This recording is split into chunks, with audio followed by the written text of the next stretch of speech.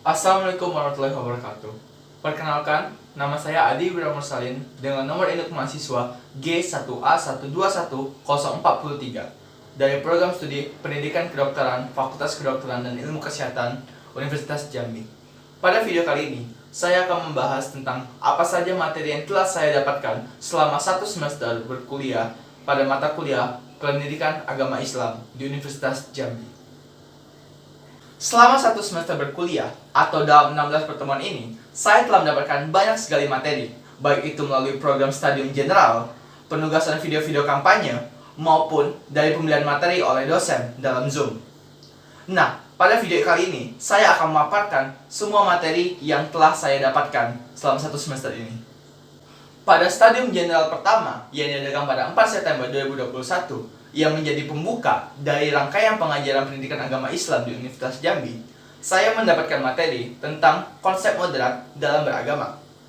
Moderatisasi agama sendiri merupakan suatu bentuk penerapan ajaran agama yang netral dan seimbang, tanpa menyerumus pada tindakan agama yang ekstrim, sehingga tidak membahayakan pihak manapun.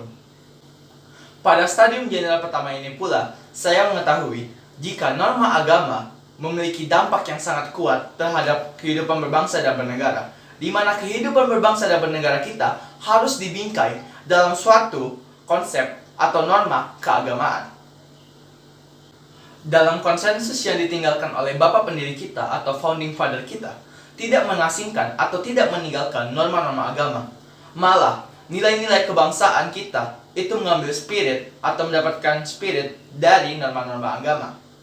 Nah, dari sini bisa kita simpulkan bahwa norma agama dan norma berbangsa dan bernegara itu memiliki suatu simbiosis mutualisme yang saling membutuhkan, di mana negara membutuhkan agama dan agama membutuhkan negara. Negara bisa memanfaatkan nilai-nilai atau ajaran-ajaran yang terdapat dalam suatu agama yang pastinya baik untuk diterapkan dalam proses pemerintahan dan mengatur masyarakat guna mendapatkan kehidupan yang lebih harmonis. Seperti yang saya bilang sebelumnya, dalam satu semester ini, saya mendapatkan banyak sekali tugas pembuatan video kampanye. Mulai dari video kampanye Unity in Diversity, video kampanye Cinta Tanah Air, observasi partisipatoris, dan juga video kampanye tentang radikalisme. Nah, tentu saja saya tidak hanya sekedar membuat video ini, tapi saya juga mendapatkan banyak sekali informasi dan juga insight dari masing-masing video. Dan juga masing-masing video ini telah memberikan saya suatu pembelajaran yang baru. Nah, saya akan memaparkan apa saja yang saya dapatkan setiap kali saya membuat video tersebut. Pada video pertama yang saya buat, saya mengangkat isu tentang perbedaan yang ada di Indonesia. Orang-orang di Indonesia terpisahkan oleh suku, ras, dan agama. Namun, perbedaan ini bukanlah menjadi suatu penghalang bagi masyarakat Indonesia untuk bersatu.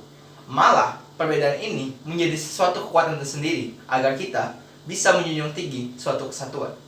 Seperti yang Allah Subhanahu wa taala katakan dalam surat Al-Hujurat ayat 13. Wahai manusia, sesungguhnya kami telah menciptakan kamu dari seorang laki-laki dan seorang perempuan.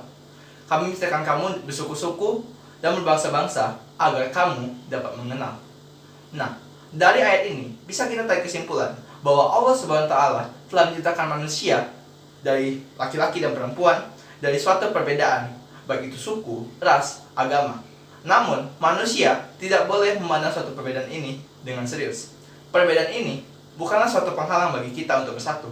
Malah perbedaan yang diciptakan oleh Allah SWT ini dijadikan agar kita, manusia, bisa bersatu dan saling mengenal satu sama lain. Pada video kedua, saya mengangkat tema tentang cinta tanah air. Dalam video ini, saya menegaskan bahwa generasi muda, khususnya mahasiswa baru Universitas Jambi, harus menumbuhkan rasa nasionalisme atau cinta tanah air. Karena dengan menumbuhkan rasa cinta tanah air, kita dapat memperkuatkan rasa kesatuan dan persatuan yang dimiliki oleh bangsa kita, sehingga kita tidak goyah jika mendapatkan intervensi dari budaya luar. Dalam video ketiga, yang juga menjadi salah satu video favorit saya, yang mengangkat tema observasi partisipatoris, para mahasiswa diminta untuk turun langsung ke jalan dan menginterview dan bertemu dengan orang-orang yang hidupnya bergantung pada jalanan. Mungkin kita sering menganggap remeh orang-orang tersebut dan tidak menganggap mereka dengan serius. Namun, dari mereka lah saya bisa mendapatkan banyak sekali pelajaran kehidupan. Contohnya saja, saat saya menginterview seorang kakek yang berjualan balon sepanjang Simpang Kambang, saya mendapatkan banyak sekali pelajaran kehidupan, di mana beliau di masa tuanya masih mau untuk berjualan balon demi mengais rezeki untuk melanjutkan kehidupannya. Nah, dari kisah kehidupan beliau, saya menjadi bersyukur dengan apa yang telah Allah Subhanahu wa taala berikan kepada saya saat ini. Dan saya menjadi terinspirasi untuk bisa berbagi kepada orang-orang tersebut. Pada video keempat dan menjadi video terakhir, saya mengangkat tema tentang radikalisme, di mana saya membahas bagaimana efek dari radikalisme dalam mengancam persatuan dan kesatuan Indonesia.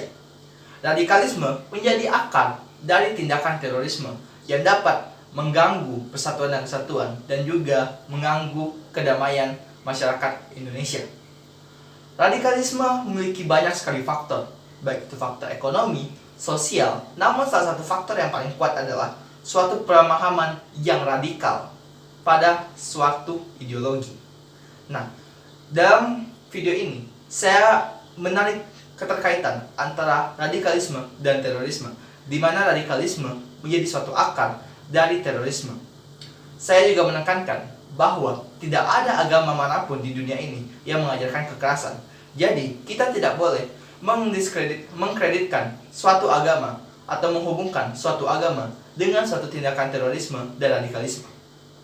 Selain dari Stadium General dan tugas-tugas pembuatan video, saya juga mendapatkan banyak sekali materi dari perkuliahan melalui Zoom. Salah satu materi yang menjadi highlight saya adalah penerapan iman dalam kehidupan sehari-hari. Dalam materi ini dijelaskan secara terminologi bahwa iman memiliki 5 bentuk. Yang pertama diucapkan secara lisan. Mungkin kita meyakini jika Allah itu satu dan Nabi Muhammad adalah utusan Allah dalam hati kita. Namun, jika kita tidak mengucapkannya secara lisan, maka kita belum bisa dikatakan beriman. Yang kedua, memiliki rasa keimanan dalam hati. Bagaimana mungkin kita percaya pada suatu hal jika kita tidak menanamnya dalam hati kita? Begitu pula dengan iman. Kita harus mengamalkan iman kita kepada Allah SWT di dalam hati kita terlebih dahulu. Yang ketiga, iman diamalkan melalui anggota tubuh kita. Mungkin kita menganggap ibadah yang kita lakukan setiap hari, 5 kali dalam sehari, merupakan kewajiban belaka dan menjadi penyempurna dari keimanan kita. Namun nyatanya, ibadah yang kita lakukan merupakan keimanan itu sendiri. Yang keempat, keimanan yang kita miliki akan makin meningkat dan bertambah seiring kita melakukan apa yang diperintahkan oleh Allah Subhanahu wa taala.